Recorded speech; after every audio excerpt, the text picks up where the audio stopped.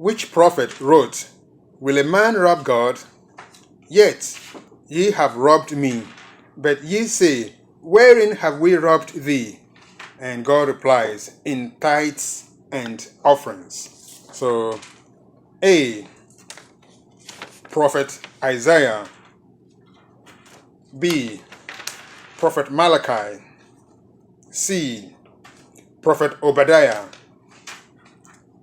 D, Prophet Zechariah. A, B, C, or D? D. Wow. Lua is on a roll. So let's see what Lua has reached now. All right, so let's go to Malachi, all the way to the end of the New Testament. I mean the Old Testament, sorry. Chapter 3. And let's see. All right, let's read from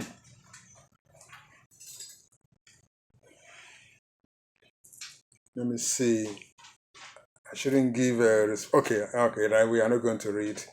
I was going to add something to it, but I realized if I do, I'll be, giving in. So, all right, so we can read from Malachi 3.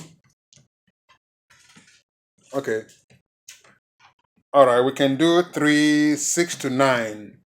Malachi 3, 6 to 9. All right, Ebenezer, read. Malachi chapter 3, 6 to 9. For I am the Lord, I do not change. Therefore you are not consumed, O sons of Jacob. If from the days of your fathers you have gone away from my ordinances, and have not kept them, you turn to me, and I return to you, says the Lord of hosts. But you said, In what way shall we return? Will a man rob God? Yet you have robbed me. But you say, In what way have we robbed you? In tithes and offerings. You are cursed with the curse, for you have robbed me, even this whole nation. Amen. So, do we see what God is saying here? This is a great indictment that God is saying to the Israelites. And he says, For I am the Lord, I change not. Therefore, ye sons of Jacob are not consumed. So what he's saying here is that, well, I don't change. I am God Almighty. I don't change. If it is not because of the promise I made to your father Jacob, and Jacob we all know is Israel. So he said, if it is not because of the promise that I made, no, you would have been all consumed. But because of the promise that I made, I'm going to keep the promise, even though you are disobedient. Even from the days of your fathers, ye are gone away from mine ordinances, and have not kept them. Return unto me, and I will return unto you, said the Lord of hosts. But ye said, Wherein shall we return? You see how the dialogue, what they are having with God. God is saying that, you guys have been rebellious and disobedient, and you've not followed mine. But, I'm a God, I'm almighty, I'm holy and all that. So return to me. Just, basically God is saying, repent, and I'll receive you, and I'll forgive you, and I'll do it. Then God begins, verse 8. Will a man rob God this day, this 20th, 21st century? This is a question for everybody, every Christian. Let's forget about the people in the world. But for the Christian, will a man rob God? This is God asking the question. Yet ye have robbed me. If God says that to us, we can see that this is a serious charge. Will a man rob God? Yet ye have robbed me. And we know robbery is not an ordinary crime.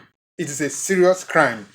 When you are caught robbing in the, you can face death. You can be killed, because once you use you implement anything, a gun, a knife, to rob somebody, to get their possession, then it means that you are going to be sentenced in, Africa and all that. What did they do? They killed them. They put them firing squad, in those days when people are caught, and some people even burn them, the instant justice.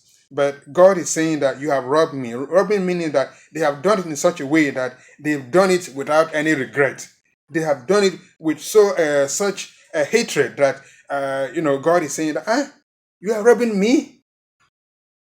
But God is saying, yes, you've done it. But ye say, wherein have we robbed thee? That's what they are responding to God. And God responds, in tithes and offerings.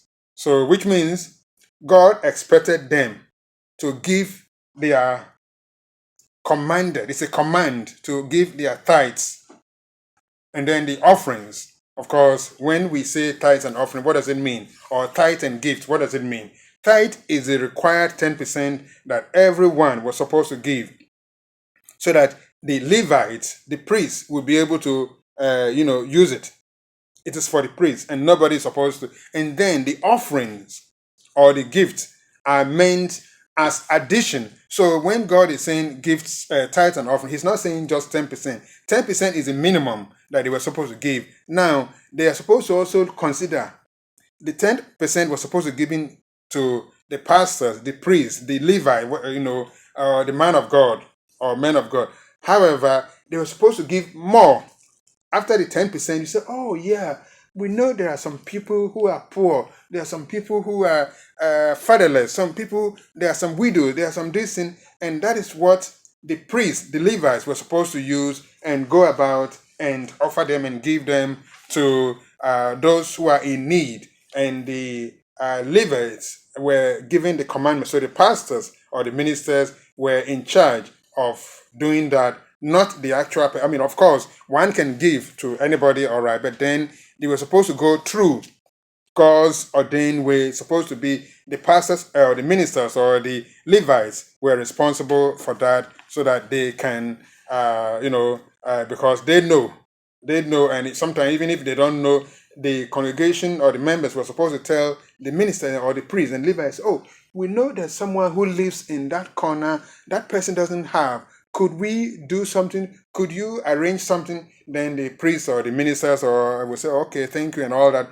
And so the Levites were responsible for it because they were supposed to know about everyone, because they are supposed to be the shepherd, and they're supposed to know what the flock has and doesn't have. And even when we go to the Acts of the Apostles, we find that what happened. They all gathered and said, well, we need to be, and they were sort of distracted, and they're saying that, oh, the apostles, we have a need here, we have a need there, and then the apostles said, hold on.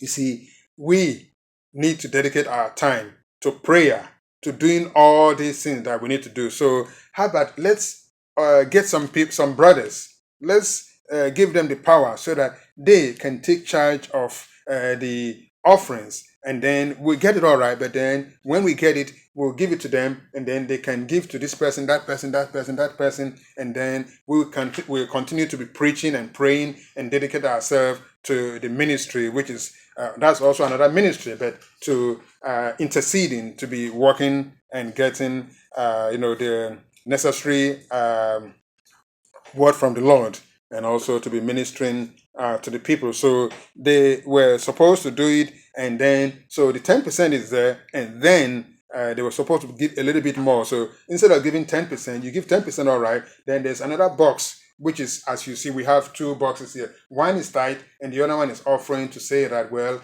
let's add this to someone or some people who we know may have a need, or to the orphans and to different people. So the head pastor does it, and sometimes people want to say, well, we have to know what is going on. No, God has given the pastors the authority to do that, and so we shouldn't worry that I want to see what the pastor is doing before I give. You just do your duty, and then it will be done. And I have also done it, and because we know of things that we may not broadcast to everyone, and we'll come to that later, because, well, maybe I can say it now since I'm already saying it. In the Lord Jesus Christ telling or advising, in one of his teachings, he says, when you give, don't let your left hand know what your right hand is doing. So basically, when you are giving because you are giving to God, and you want God to bless you. Just as we read in what we read in Deuteronomy, where it says, "Oh Lord, I have done all that you said. So I have obeyed you. So bless me and provide the blessing that I need, so that I can also enjoy the blessing." So the 10%, all right, and then we can add maybe 1% or half percent or this thing. So eventually, it will be maybe 11 or 12, and in some cases, we can even do 50%, depending on what we have. Even if we think, oh, I already have enough, though I'm good. I have enough for myself, so I can give more for this family here through the minister, and then allow the poor, the young, the old, and the fatherless, and the widows to enjoy something. So that is God's way. All right. So Malachi, Prophet Malachi, it's correct. Question 8. What did God promise to do if Israel brought the full tithe into the storehouse? A. Let's do. Bring ye all the tithes into the storehouse, that there may be meat in mine house, and prove me now herewith, saith the Lord of hosts, if I will not. A. What does it say? Open you the windows of heaven, and pour you out a blessing, that there shall not be room enough to receive it. B. Rebuke the devourer for your sakes, and he shall not destroy the fruits of your ground, neither shall your vine cast her fruit before the time in the field. See, all nations shall call you blessed, for ye shall be a delightsome land. Or D, all of the above. A, B, C, or D. D. Wow. Lua is on the roll. Let's see. Malachi 3, same place. We start from 10 to 12. Malachi 3, 10 to 12, please. Malachi 3, 10 to 12. Bring ye all the tithes into the storehouse, that there may be meat in my house.